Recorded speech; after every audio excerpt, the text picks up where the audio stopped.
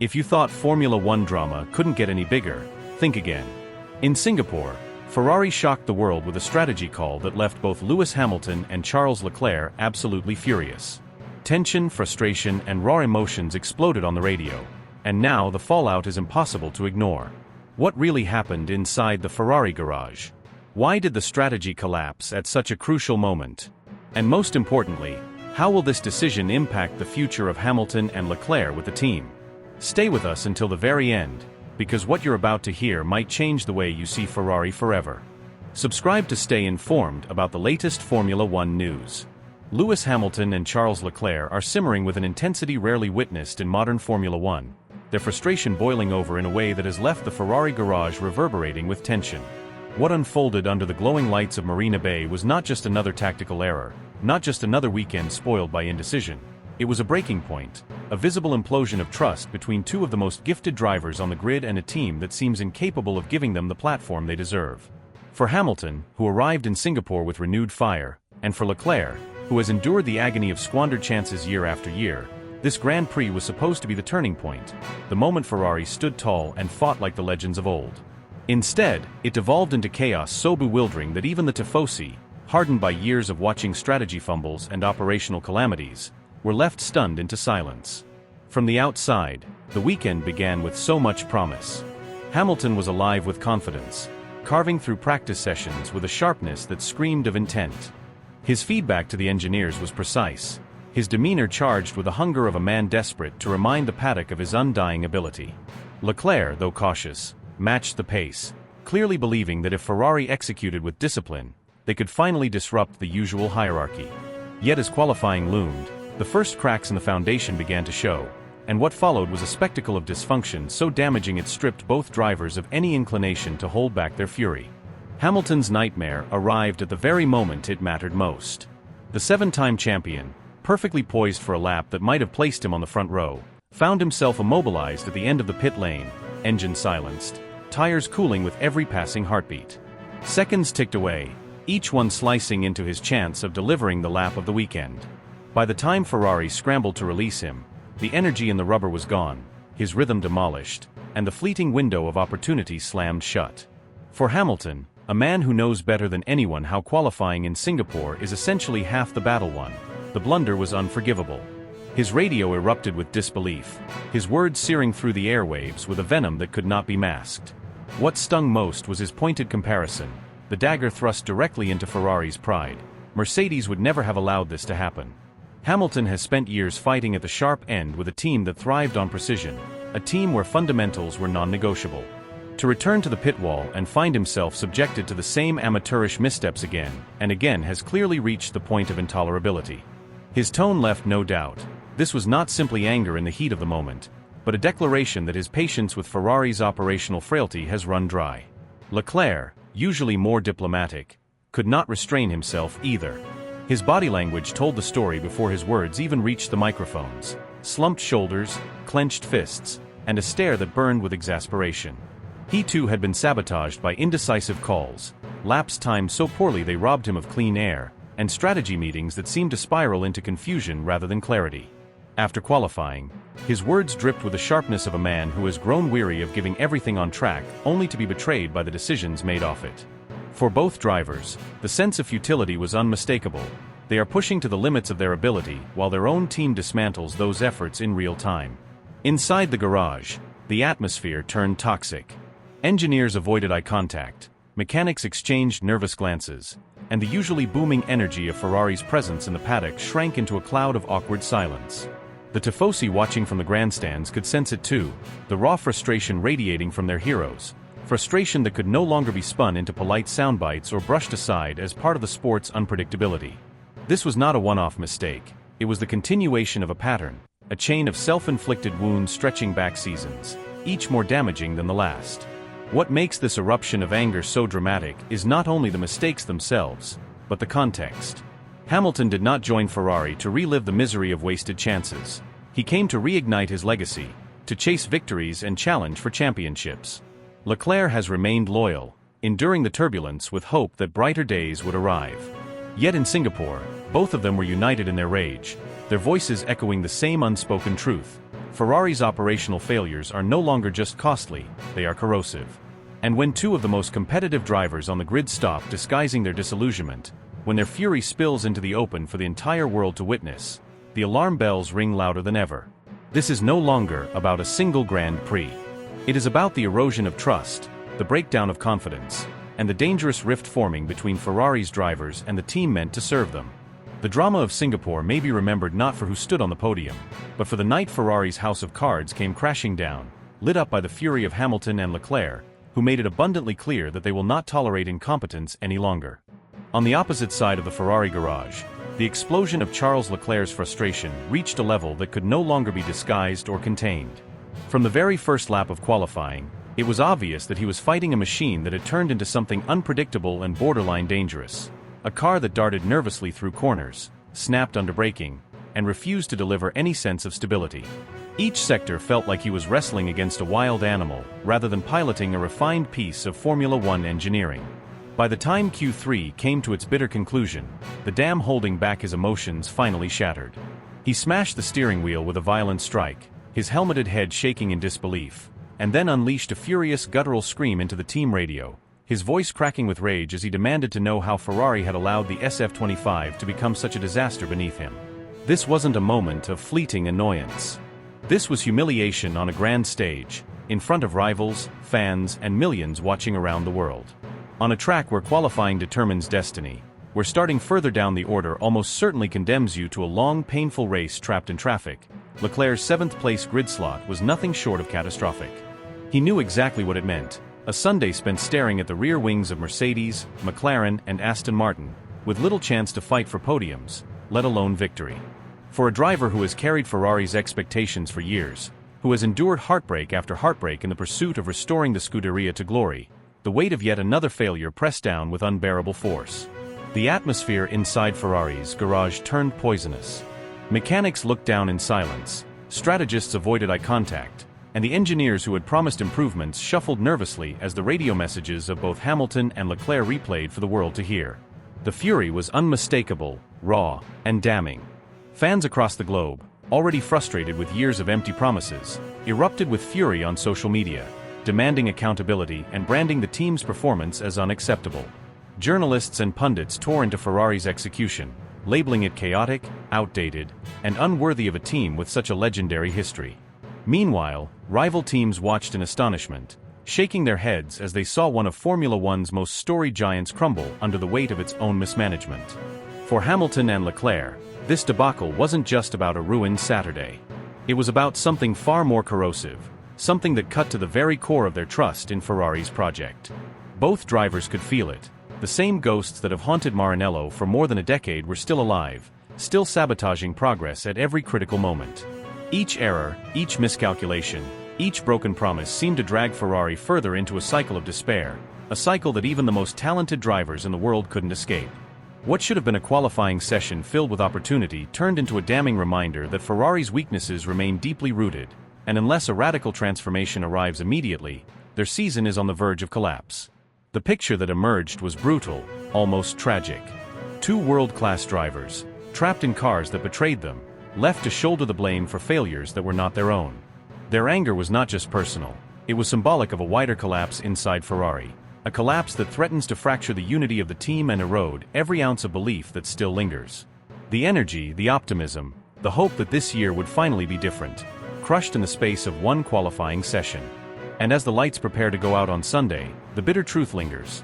If Ferrari cannot exorcise its demons now, immediately, then all dreams of revival are not merely fading, they are vanishing completely, swallowed by the same cycle of failure that has haunted the team for far too long. The collapse was agonizing to accept precisely because the build-up had created such a vivid sense of anticipation, almost as if Ferrari were on the verge of finally breaking through the wall that has haunted them in recent seasons. During free practice sessions, the red cars looked sharper than many expected, perhaps not outright dominant like Red Bull or Mercedes at their peaks, but very much within the conversation. The garage carried a different energy, one that suggested possibility rather than resignation. Lewis Hamilton, now in Ferrari colors, spoke with unusual conviction, his tone brimming with the kind of self-belief that had defined his greatest years. He insisted he felt connected to the car, confident in his ability to extract pace, and willing to push hard against the frontrunners. Charles Leclerc, never shy about his expectations, offered his own flashes of encouragement, particularly during the first practice session where the Ferrari appeared settled enough to actually unsettle the leading teams. For the fans, who have endured endless cycles of promise and disappointment, this was fuel for hope. For once, it seemed as if Maranello's machinery might finally deliver something concrete. And then qualifying began, and in the most brutal way possible, that fragile hope was ripped apart. Hamilton's disaster unfolded in front of an entire paddock that has grown accustomed to his precision and his aura of control. Left waiting in the garage during the most decisive moments of Q3, his tires cooling with every passing second, the window of opportunity closed before he even rolled out. By the time Ferrari released him, the Pirellis were well past the point of optimal temperature, and in Singapore, a circuit where tire preparation is everything, this was fatal. What followed was a lap condemned before it started, a powerless exercise in futility for a 7-time world champion. His voice over the radio captured a mix of disbelief and simmering rage, the kind of raw honesty that slices through any corporate veneer. At Mercedes, these lapses of execution had been unthinkable. In Ferrari Red, it was another reminder of a team still haunted by its own operational fragility. Leclerc's anger stemmed from an entirely different wound.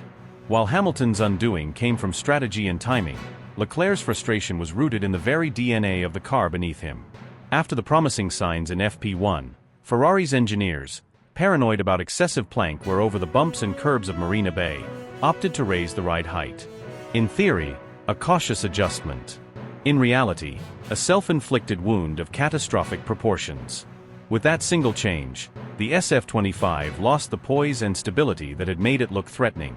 The car became nervous, unsettled on corner entry, unpredictable through the tight, winding sections, and practically impossible to drive on the limit with confidence. Leclerc confessed that from the moment of that adjustment, the Ferrari no longer felt like the same machine. By the time qualifying arrived, the situation reached a breaking point. Instead of attacking the track with ferocity, he was wrestling an unstable beast, fighting just to keep it pointed in the right direction. His frustration boiled beneath the surface, and when he stepped out of the cockpit, the truth was impossible to hide.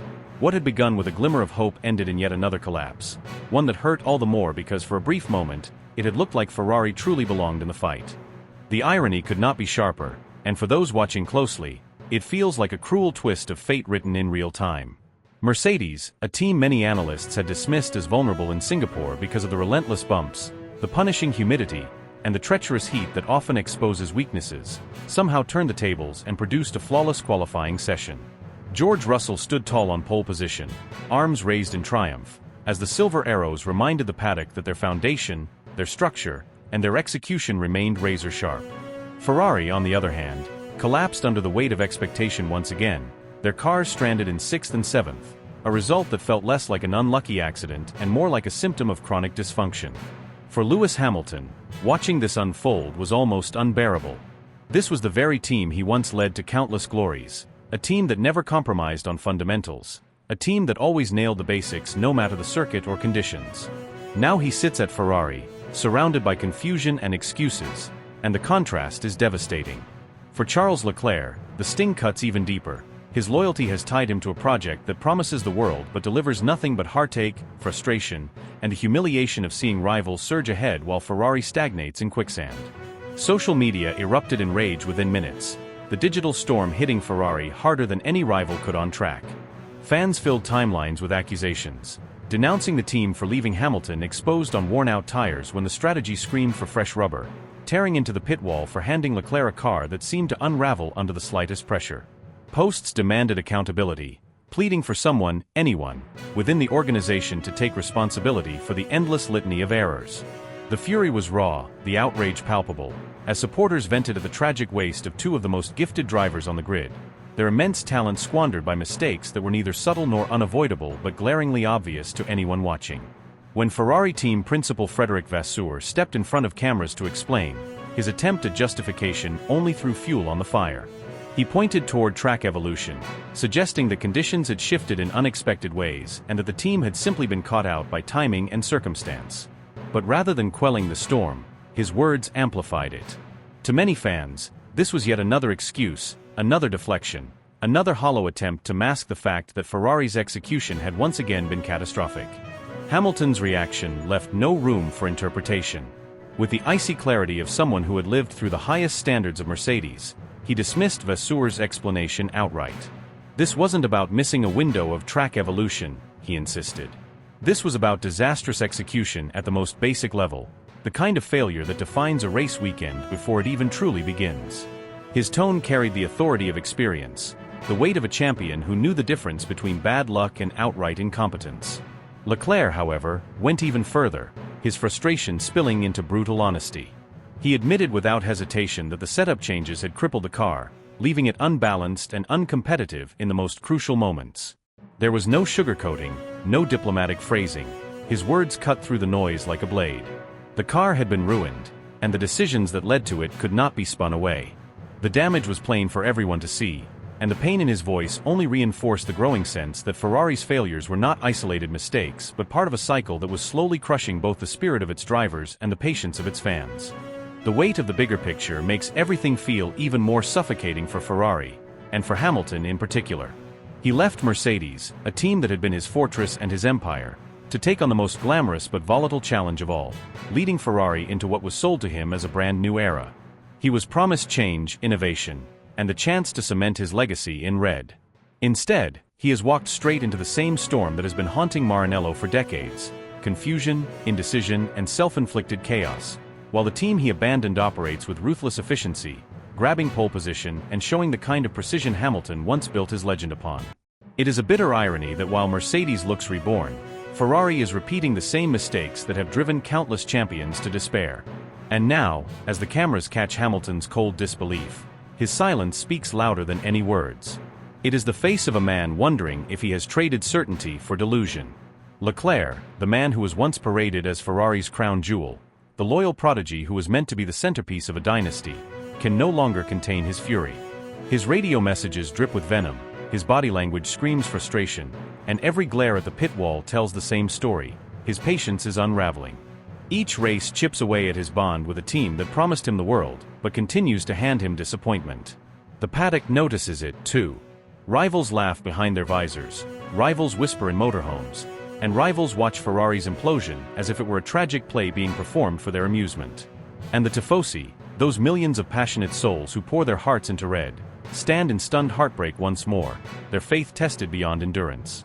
They scream in the grandstands, they curse in living rooms across Italy and beyond, yet deep down they know they've seen this script too many times before. To finish 6th and 7th in Singapore, of all places, is not simply a poor result, it is humiliation etched into the scoreboard. On this circuit, where overtaking is a nightmare and track position is king, Ferrari effectively destroyed their chances before the lights even flickered green. It wasn't just defeat, it was sabotage by incompetence. For Hamilton, that reality feels like betrayal. For Leclerc, it feels like torture. For the tifosi, it feels like insult. And for Vasseur, the words he feeds the press, measured, empty, and detached, ring hollow, as if even he no longer believes in the revolution he once promised. This convergence of disbelief, fury, outrage, and hollow justification forms a verdict that could not be more damning. Ferrari wanted to sell the dream of rebirth, but the reality is disaster dressed in red. The scars left by another wasted weekend at Marina Bay will not fade quickly, because the night race has a way of exposing the truth under the lights. Unless an extraordinary miracle unfolds, this Grand Prix will not be remembered for heroics or redemption, but for fury, for betrayal, for despair. It will be remembered as the weekend when Hamilton's gamble looked misguided, when Leclerc's devotion looked broken, and when Ferrari once again proved that their greatest enemy has never been Mercedes, Red Bull, or any rival, but themselves.